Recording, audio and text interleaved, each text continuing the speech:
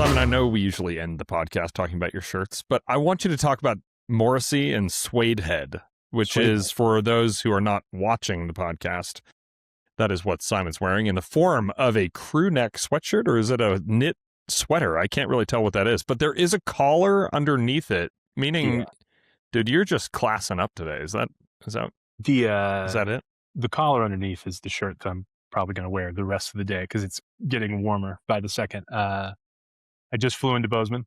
It's 30 degrees cooler here than it is on the East Coast, which is really nice.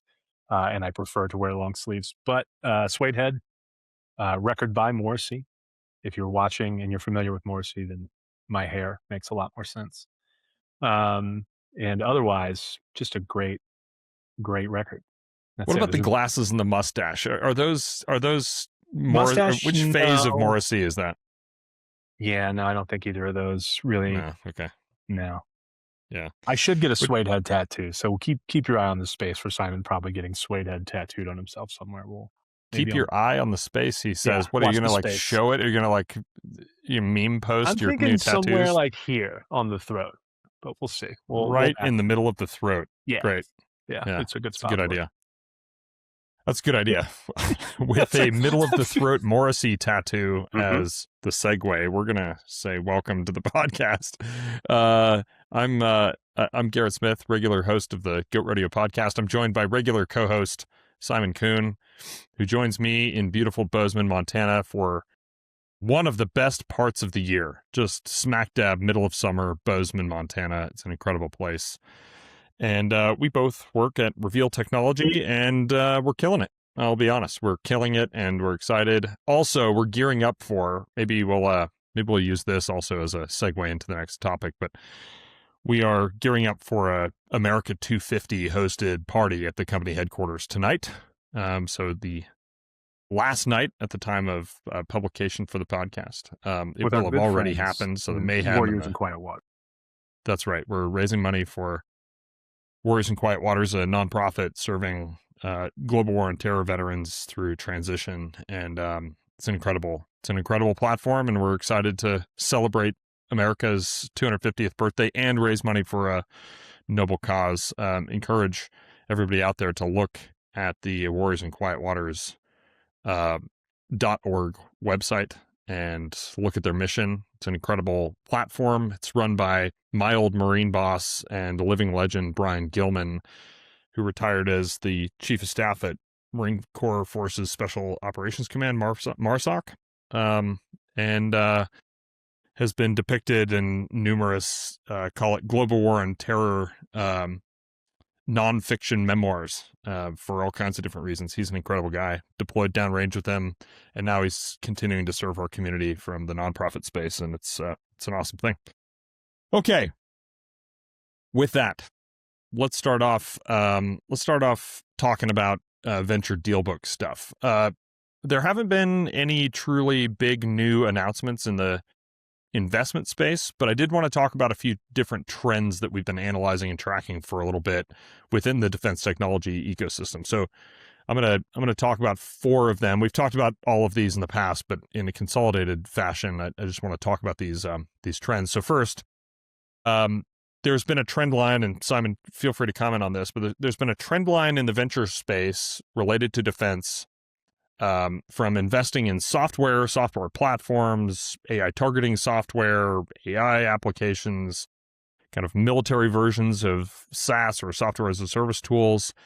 And the trend line has been away from that and toward robotics, automation, hardware-centric software deployments, additive manufacturing, and a number of other items that really are more about heavy industrial capacity. So we're talking like Saronics autonomous shipyards and Firestorm Labs additive manufacturing for drone platforms, and new vehicles, new hardware capabilities like directed energy and electronic warfare capabilities. And so talk to us a little bit, Simon, about what you're observing from the software to heavy industrial capacity trend. That's trend number 1.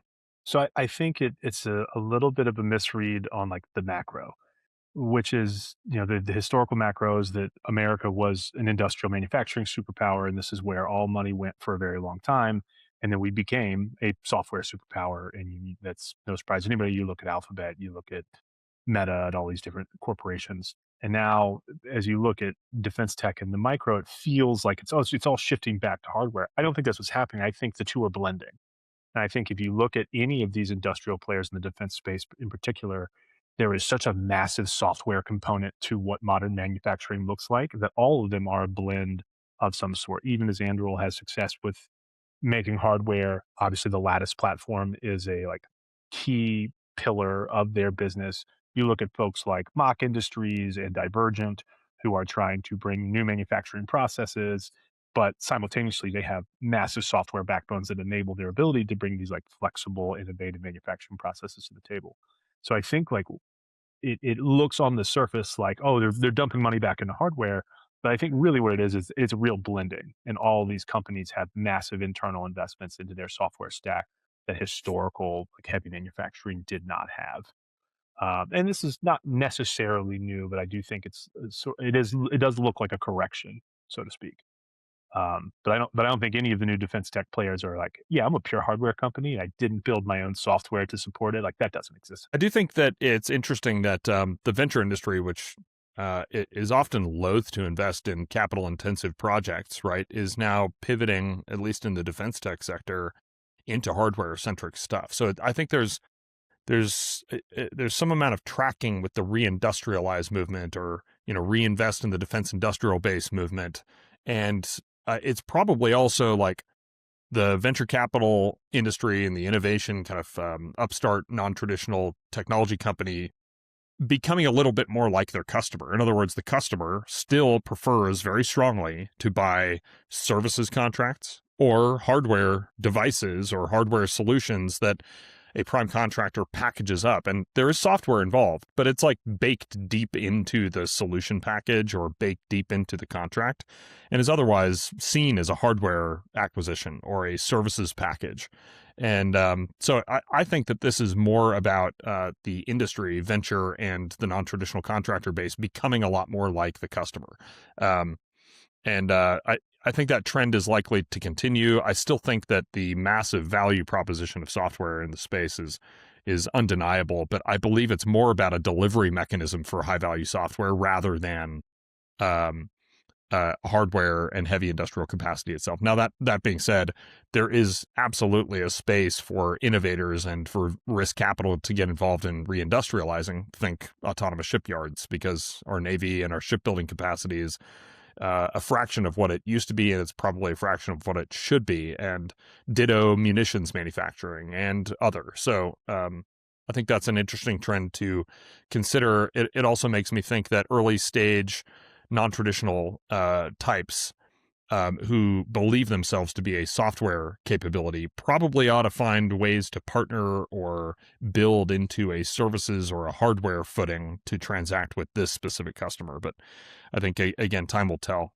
Second trend line, I'm going to call this one high flyer consolidation, or a winner takes all trend. So 90% of defense technology venture capital activity is going into the top 10 largest growth stage venture plays. So we're thinking Anduril, Shield AI, et cetera, et cetera.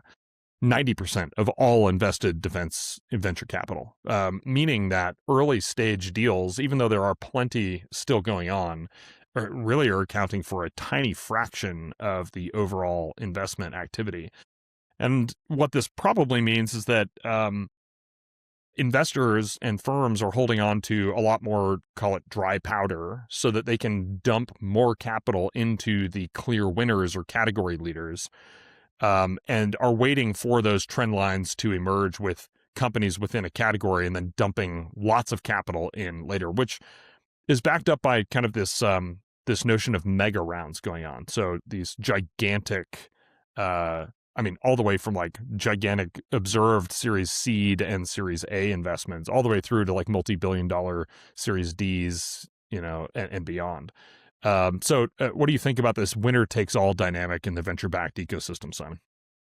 It's hard for me to wrap my mind around, because the philosophy of participating in this industry requires like a level of confidence that cannot possibly survive reality for the vast majority of participants.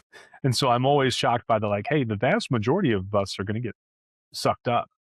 That is like the nature of this thing. And I think annual is the best example right now, where you look at the last five major annual product awards and like contracts and wins are almost entirely companies that they bought. And they are, kind of, Andrew built this in 2 years. Like, yeah, the company you bought started building it 5 years ago, and then in the last 2 years you turned it into an animal product. But you're neither wrong, nor is this like pure Andrew DNA and all these things. You're doing a very smart like roll up strategy. And yet everyone thinks they're going to be the big winner. So as a person who spent most of his career in government service and is still kind of wrapping his head around how people talk about being in the private sector and like think about their longevity in the private sector. It's interesting to me to watch these folks who at some point are going to start pulling the ladder up behind them, because the game is not to build the biggest possible company and then help 100 other people also build big companies. It's to build the biggest possible company and then absorb or push out the next 100 competitors, right? Like that's the intent. There was a really interesting Owen West post this past week. Owen West, DIU director. Yeah, I was going to say you're probably under a rock if you're watching this and you don't know who Owen West is, but we should probably tell him. So Owen West, the current director of DIU, and he made an interesting post about if you looked at the 26 largest companies in the stock market 30 years ago, only one of them is still in the top 25. Whereas if you look at the largest 25 defense company 25 years ago, the list is almost identical with the exception of one or two. And I think this like ties these two trends together, which is we're essentially trying to speed run re-injecting capitalism into a very stagnant, like government protected market. And that includes like going through the entire software revolution and then the software defined hardware revolution, and also like recapitalization of all these like old giants. Like, when we talk about capital intensive projects, right? Most folks are not going to go build factories. They're going to buy old factories and refurbish them because it's so much cheaper.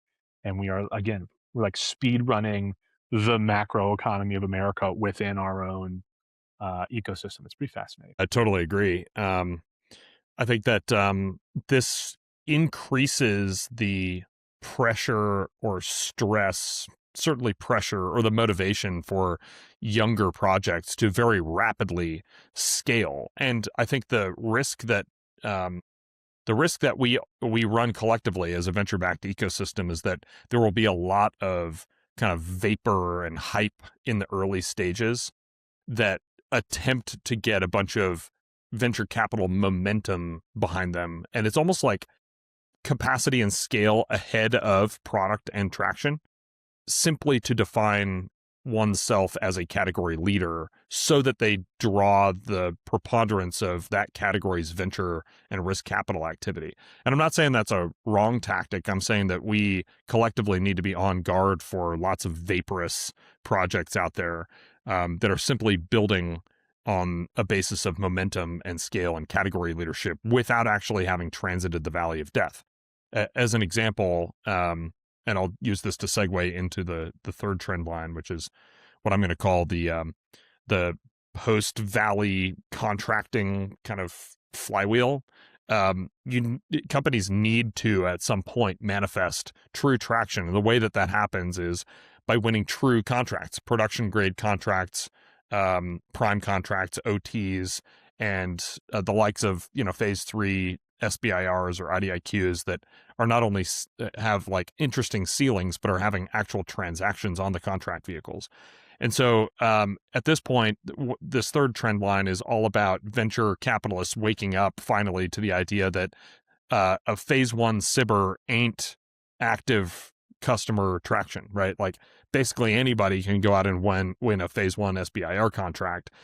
And likely, if they just check all the right boxes along the RDT&E pathway, can get to it. But it takes a lot of energy and muscle and know-how and guts and everything else to transit beyond those forms of early-stage R&D contracting into real production-grade contracts. Venture capitalists, this is the trend line, venture capitalists are observing this trend and basically are not investing like they used to 2 to 3 to 4 years ago in those phase one SBIR companies.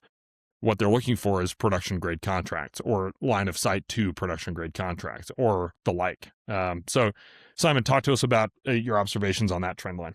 So there's a real dilemma that's developing here. And I'm thinking specifically about recent news around Stark, right? So Stark just did a huge raise, 10 days ago, something like that. And they won a very large contract with the German military, $2.5 billion back in February, 2.5 billion euros back in February. And however, their most recent like interceptor test, they failed. They did not hit a single thing. That was back in October. And so there is like, the investors saw a production grade contract and are ready to dump money in. The technology has not yet proven itself, and is in fact failed on a pretty dramatic stage at least once, which could, we've seen this many times before. Failure could lead to incredible like redevelopment and solving problems, or it could just be failure. It can go both ways. It's not a guarantee of either outcome. Unlike the rest of the world, this is not, Uber and DoorDash. This is people's lives in combat on the front lines. And so, there's a video going around, and this kind of ties into one of the things I wanted to talk about. There's a video going around right now of Ukrainians running down a Shahed drone with an American-funded piece of technology built by, it's called the MAROPS. It's built by Project Eagle, Eric Schmidt-backed sort of American-Ukrainian drone and interceptor partnership.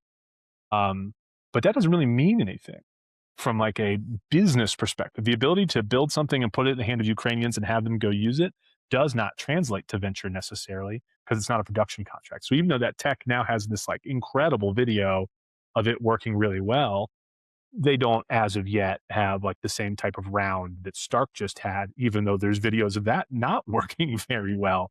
But the difference is a production contract, which comes with a whole lot of working the customer and the politics as it relates. Like an American company probably could not have won a 2.5 billion euro German contract to like build the backbone for That's right. political reasons and for like, parochial industrial base reasons in Germany that are perfectly valid.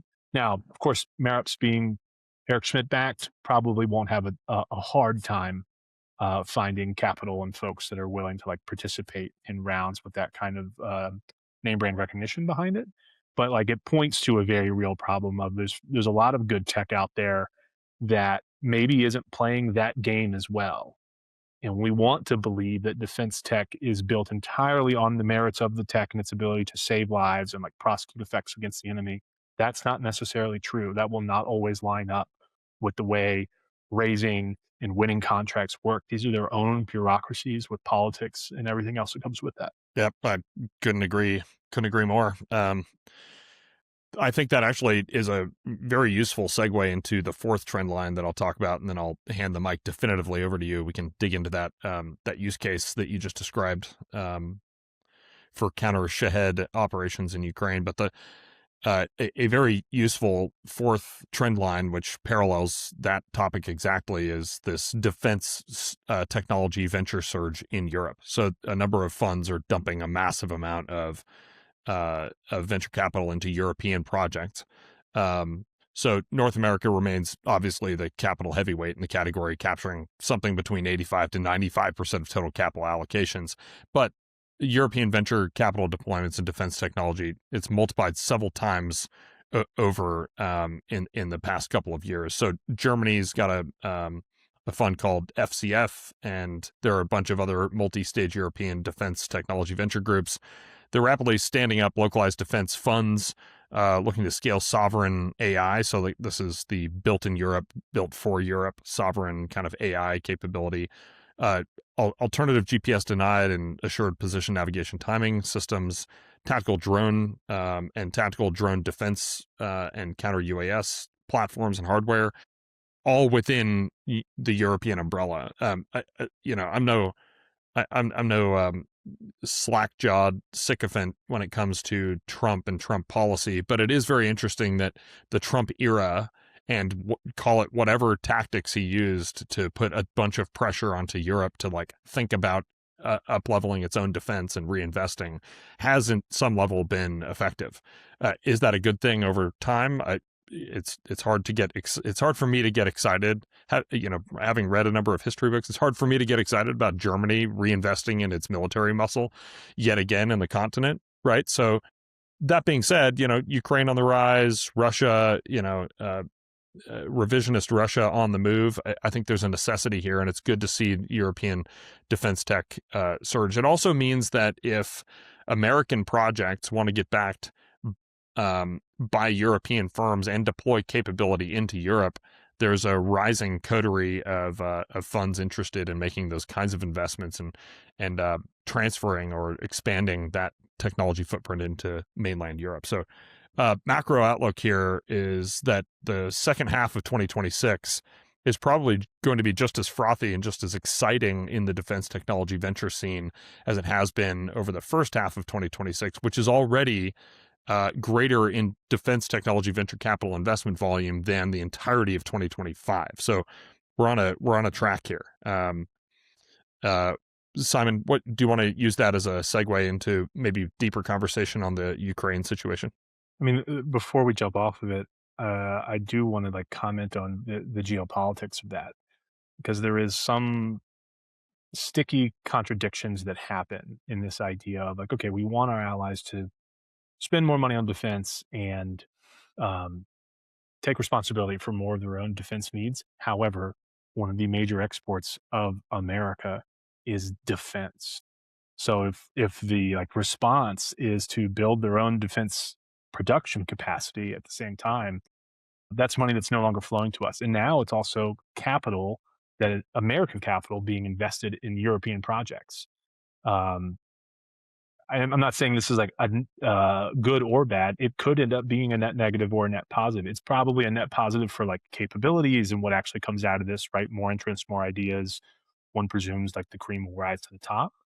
However, would I rather see a $3 billion round for an American company versus a German company? Yeah, I would. I'm not at all afraid to say that. And especially if it's American capital flowing out to build factories in Germany now. Cool. What did we get there? So I have some concerns about that. That being said, I am very happy to see the Ukrainians winning, which is not something I think any of us anticipated a year ago, to be on such a strong footing that they're on now. And you can't deny to include deep strikes, deep drone swarm strikes, hundreds of strikes a day in Moscow, in Russian right? territory, on Moscow. Yeah.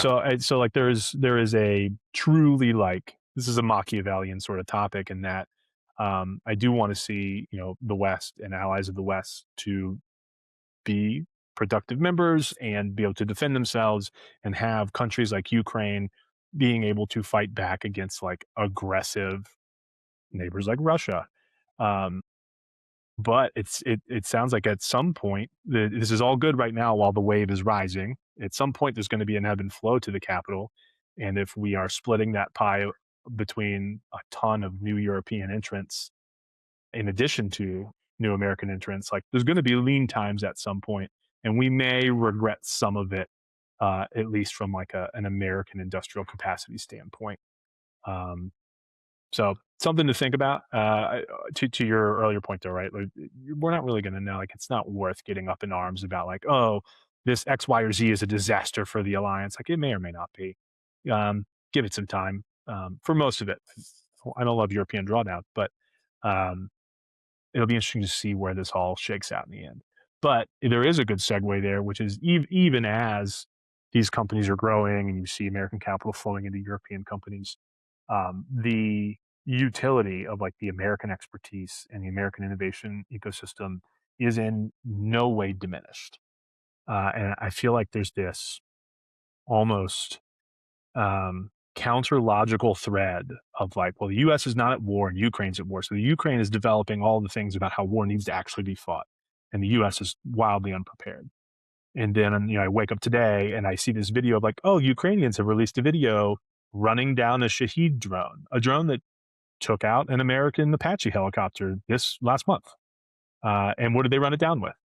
An American interceptor system. So we are still, and once again, Merops, built by Project Eagle, which is a partnership between the U.S. and Ukraine.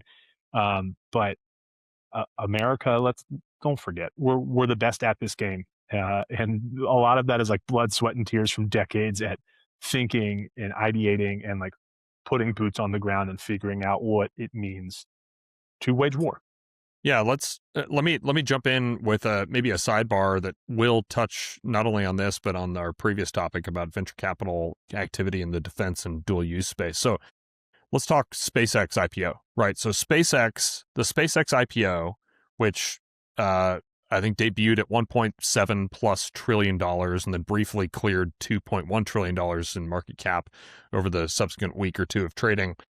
What that meant was, very specifically, it meant that investors putting money into aggressively aspirational, dual-use, capital-intensive technology companies, SpaceX, can achieve liquidity on the back end. In other words, all these venture capitalists who piled money into SpaceX 10, 15 years ago, and then all the more recent ones who put money into it because it had this dual-use flavoring as a category winner, as a global category dominator in the defense technology space, are now getting liquidity, right? And so what that means is that not only is that seen as the premier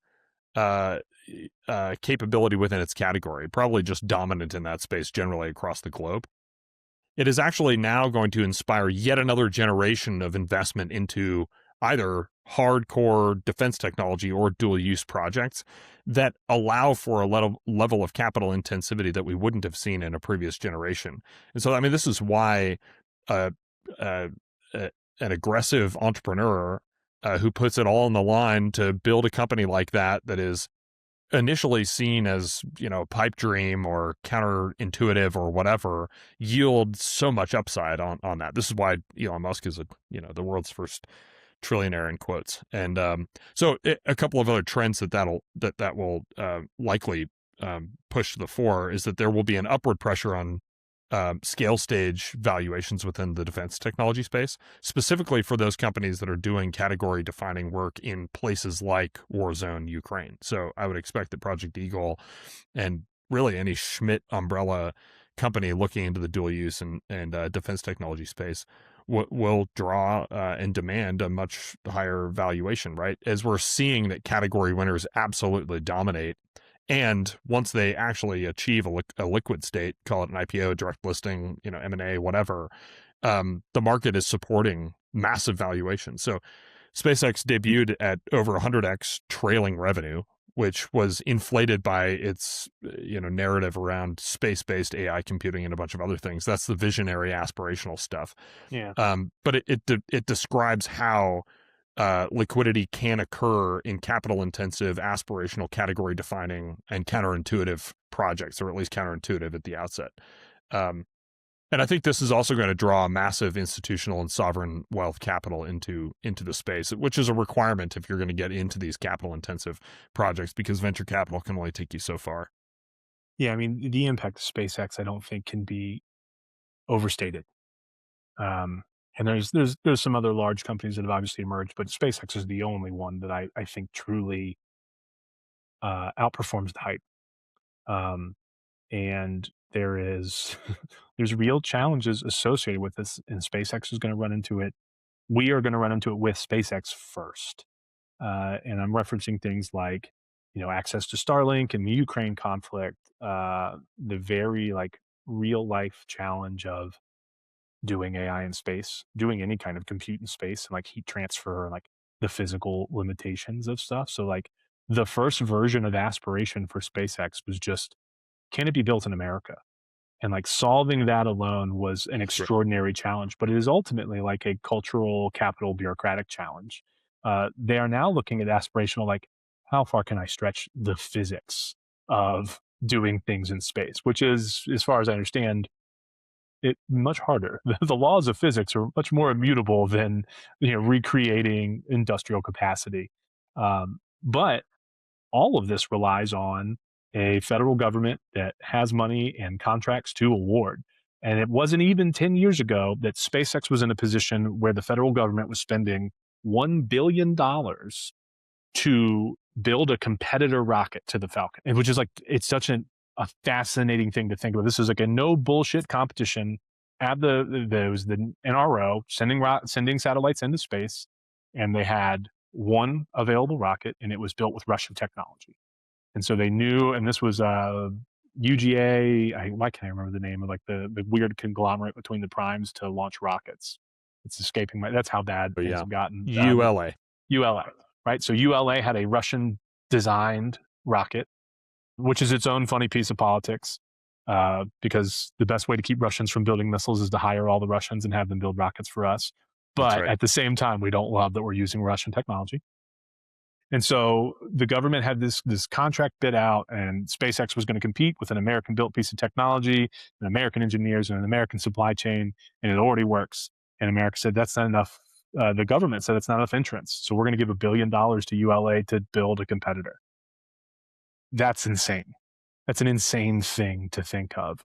And that was the position SpaceX was in 9 years ago, right? Trying to convince America to not spend $1 billion to build competition to an American company, and rather like double down on this.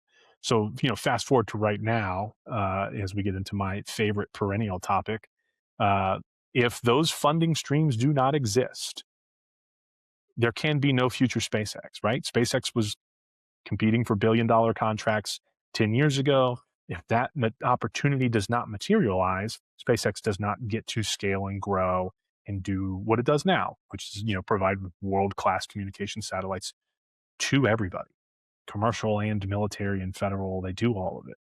And unfortunately, things have gotten kind of worse, even as the federal government has gotten more interested in these like defense tech innovation spaces and building more contract vehicles and more pots of money for folks to compete on.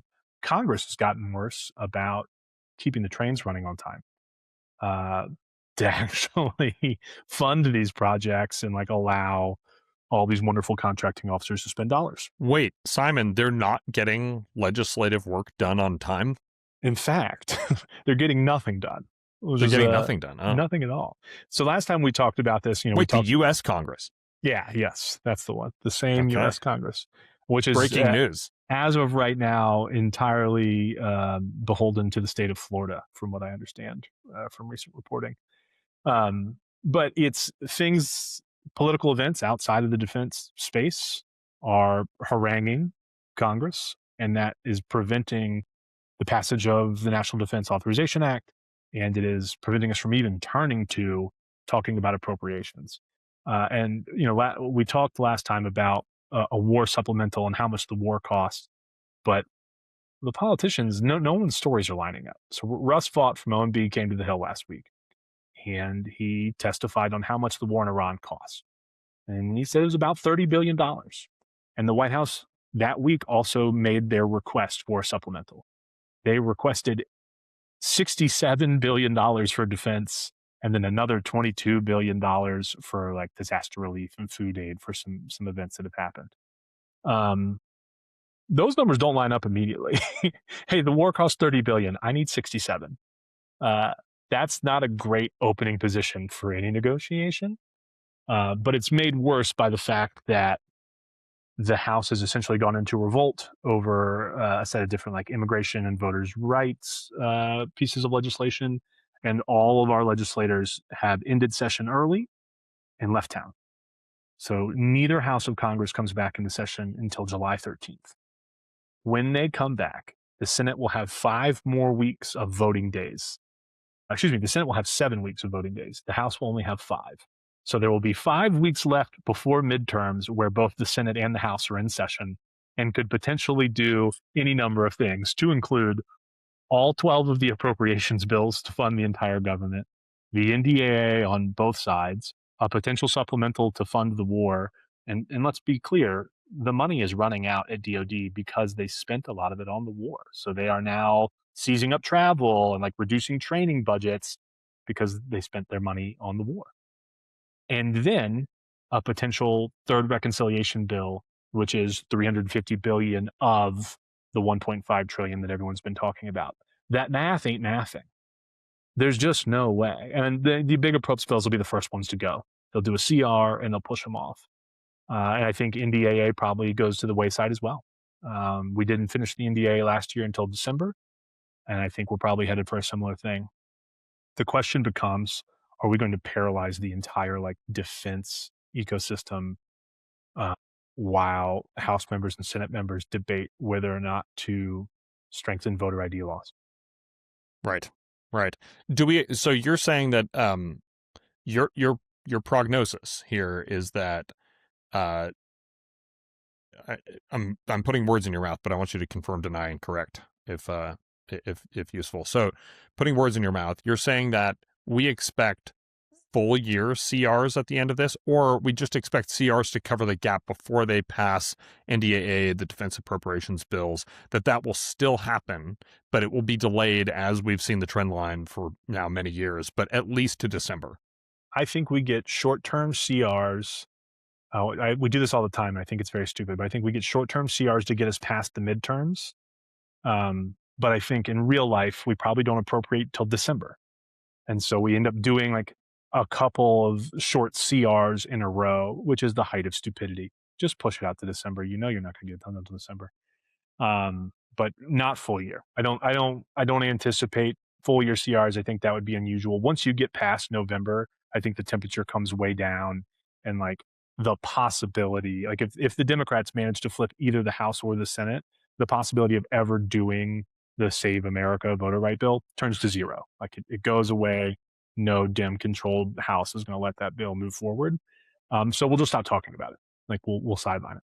So we're saying that the Overton window, so to speak, opens up again in December for a lower temperature resumption of congressional activity around authorizations and appropriations, and that we expect a delayed set of bills, but we expect the bills. It could happen a little bit earlier because it depends on what happens in the elections, right? I mean, if the Republicans sweep and retain control, then November things turn right back on, right? We go right into reconciliation, we go right into these bills, and like you're just going to have to eat it.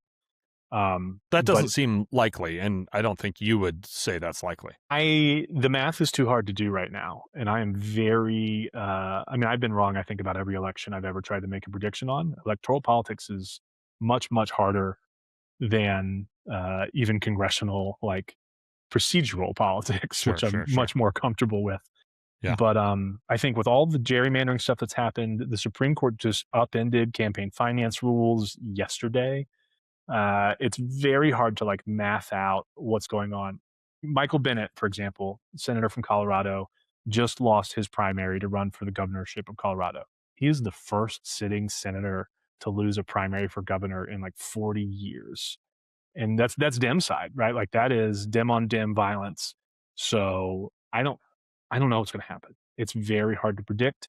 You look at the elections in New York and all of the sort of traditional Democrats that lost primaries to DSA endorsed candidates, which there was like 4 or 5, but the one they wanted most did not. Richie Torres still did very well, and he was probably like the number one target of the DSA aligned candidates. Um, it's A it's guy like tough. Richie Torres just makes too much sense, though. So we're getting into like, local congressional district esoteric here, All but he is, politics is local, all of it. of course. I'm just thinking that I bet you we don't have a single Goat Rodeo listener or viewer living in Richie Torres district in New York. I'm Oof. just guessing. There's I'm a just lot of money guessing. in New York. Maybe I don't know. Dude, I'm just saying. I bet nobody's following that like you are probably following that. But I appreciate Richie Torres because he's sort of a reasoned, level-headed, or at least the appearance of such member of a member of Congress who is charting a centrist path, which puts him directly in the crosshairs of the frothy, red-eyed, primary activist blocks of both ends of the political spectrum. So I think it's an encouraging sign that a guy like him, it continues to throw that centrist moderate weight around. but the thing to watch with Torres and with campaigns like this is Torres's campaign went very quiet, which Yeah, is like a sure. thing you do when you feel really comfortable with your base and you just anticipate that there's not a whole lot of juice for the squeeze getting into these fights. And that was essentially what Torres did late in the game. And he did very well in his primary. But he is an exception to the rule as far as how Democrat primaries have gone. It's very similar to like the MAGA movement and the Tea Party movements that swept the Republican Party in years past. These primaries were not good for mainstream Democrats, I should say. Yeah. Yep. And that's going to make the math complicated all over. It's so like I don't know. I think anyone who's saying really hard and fast, here's what's going to happen in the midterms, it's probably full of shit. And I am deeply mistrustful. They've got something to gain, and I understand being like, I work for this campaign. We're definitely going to win. Like, yeah, you have to, just like venture capital, you need to believe what you're saying. It's no good if you don't like go all in on your own personal brand, what you're trying to get done there. But I'm not making any big bets. I'm waiting to see who's left standing at the end. In that race, just looked this up. Torres raised $6.6 million in campaign receipts during this cycle with what this analysis is calling an insulated war chest of over $14.5 million in cash on hand for the race.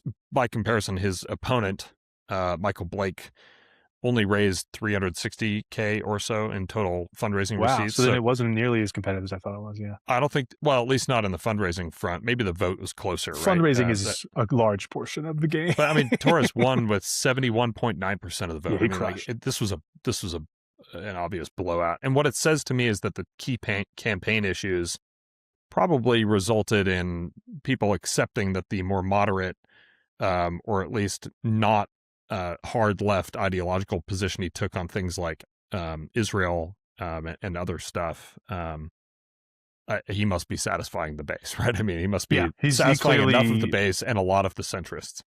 He clearly has like the pulse of his district. What's fascinating is that like those districts are all so close to each other. So not even 2 miles down the road, it is like a complete opposite story with Dan Golden and Brad Lander. Like a total reversal of all of those numbers. So it's like I said, the math is crazy. Up is down, left is right, and it's going to get weirder as the parties settle into the new realities of this like Supreme Court finance decision, which is a whole nother mess that we don't have to go into at depth. It'll take too long. Let's tee that up for a future Goat Rodeo discussion. Sure. Let's wrap things today, though, by talking about what Simon Kuhn's plans are for celebrating America's 250th birthday. I know tonight or last night at the time of publication of the podcast, we'll have executed the Reveal America 250 Worries and Quiet Waters fundraiser party. But outside of that, what are you planning? You getting a new tattoo? Is it somewhere else? I'm going to go home and watch Independence Day starring Will Smith, as I do every July 4th. Starring Will Smith and Montana ranch owner Bill Pullman, who lives out in Whitehall. Again, I'm not going to dox President Bill Pullman, but he does live out in Whitehall on a beautiful piece of property. That's it. Those are my plans. I don't care for fun. Fun's not my thing. So I'll enjoy a movie night. But you are happy about America turning 250 years old, right? Come on. Sure. Okay. I don't know that I've ever really thought about the birthday thing. Maybe I'll go buy a new American flag, put up front. But you don't want to get too worked up over it. I like to think, compared to the average person, I am fairly worked up about America at all times. And then when the America holiday comes around, I'm like, I was already here. Yeah. I already had the American flag on the front of the house. Like, nice. You guys are going to join in for a day? All right. Everyone else is catching up to you. As a lifelong contrarian, I have to find some gray cloud to add to the mix. Of course, yeah. As the resident Eeyore. But there's no gray clouds when it comes to Independence Day starring Will Smith. Flawless film. Correct. Flawless You know why movie. I love that movie? It's about aliens, dude. It's got everything. It's got Marines. It's got aliens. It's got Jeff Goldblum being weird and funny the whole time, like the entire time. It's got Vivica Fox before she did Kill Bill. Yeah, it's a killer. Whole movie's a killer. It's a great Everyone movie. should go watch it. And the visual effects are still really good because it's like, that old school hybrid physical and models and all that cool stuff. I wonder what kind of the Zoomer crowd think. There's this whole like very online Jeff Goldblum kind of meme thing, right? And he's obviously like a fixture in the meme space somehow. I don't really understand how that happened, but he's in his probably 60s, maybe even early 70s at this point. I wonder what Zoomers think when they watch old movies, like Independence Day and Jeff Goldblum, or Jurassic Park, and Jeff Goldblum's at his prime, like at his in a tank top, sweaty smoking a chest cigar. prime. Yeah, just crushing it. Yeah. I got to assume they love it. What's not? They have to. It's hard not to love. It's hard not to love. And then you go down like the Wes Anderson rabbit hole and start watching The Life Aquatic with Steve Zissou, and you get a whole different take on what Goldblum is all about. And maybe that's all indicative of the trend here. Okay, well, I plan on being outside on the 4th, and this is the season to be outside in Montana. It's 100 degrees on the East Coast. I will not be outside. Yeah, it's brutal. You should just stay here. Okay. Thanks to Morrissey and Swadehead. Thanks to Simon Kuhn, and thanks to everybody joining us. This is Garrett Smith, and we're signing off. We'll see you next time.